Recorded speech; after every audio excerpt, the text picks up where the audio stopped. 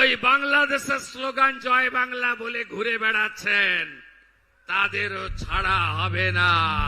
বাংলাদেশের জয় বাংলা স্লোগান দিলে ছাড় দেয়া হবে না। পশ্চিমবঙ্গের রাজনীতিতে আবারও বাংলাদেশ প্রসঙ্গ টেনে নতুন বিতর্কের জন্ম দিয়েছেন শুভেন্দু অধিকারী। পশ্চিমবঙ্গের রাজনীতিতে বাংলাদেশ ইস্যু বরাবরই সংবেদনশীল। সীমান্ত, অবৈধ অনুপ্রবেশ, ভাষা ও সংস্কৃতিগত মিল এসব বিষয়কে কেন্দ্র করে বিজেপি দীর্ঘদিন ধরে রাজনৈতিক অবস্থান তৈরি করে আসছে। বিজেপির একটি অংশ দীর্ঘদিন ধরে অভিযোগ করে আসছে, জয় বাংলা স্লোগানকে ব্যবহার করে সীমান্তবর্তী অঞ্চলে এক ধরনের ভোট ব্যাংক রাজনীতি গড়ে তোলা হয়েছে। অন্যদিকে তৃণমূল ও বাম ঘরানার রাজনীতিকদের দাবি, এটি বাঙালির সাংস্কৃতিক ও ঐতিহাসিক পরিচয়ের অংশ। একে রাজনৈতিকভাবে অপরাধীকরণ করা হচ্ছে।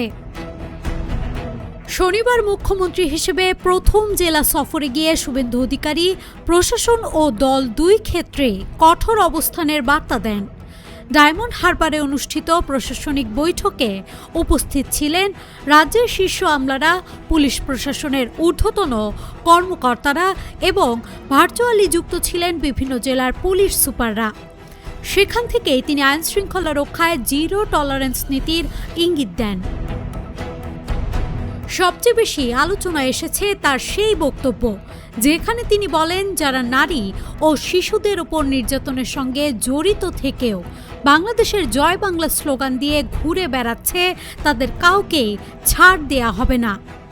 রাজনৈতিক বিশ্লেষকদের মতে এই বক্তব্য শুধু অপরাধীদের উদ্দেশ্যে সতর্কবার্তা নয়, বরং এটি পশ্চিমবঙ্গের চলমান রাজনৈতিক মেরুকরণের নতুন ভাষ্য তৈরি করছে।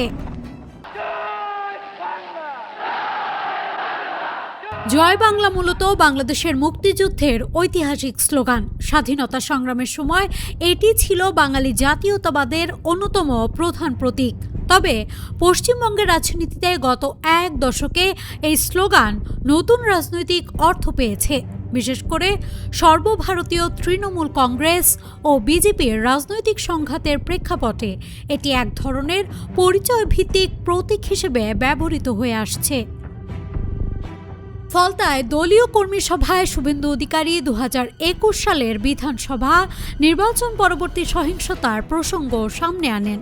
তিনি বলেন, তৃণমূলের যেসব নেতাকর্মী ঘর ছাড়া অবস্থায় আছেন, তাদের ফিরিয়ে আনার দায়িত্ব স্থানীয় বিজেপি বিধায়ক ও পুলিশ প্রশাসনের। তবে শর্ত হচ্ছে ওই ব্যক্তির বিরুদ্ধে 2021 সালের সহিংসতায় সম্পৃক্ততার অভিযোগ থাকা যাবে না।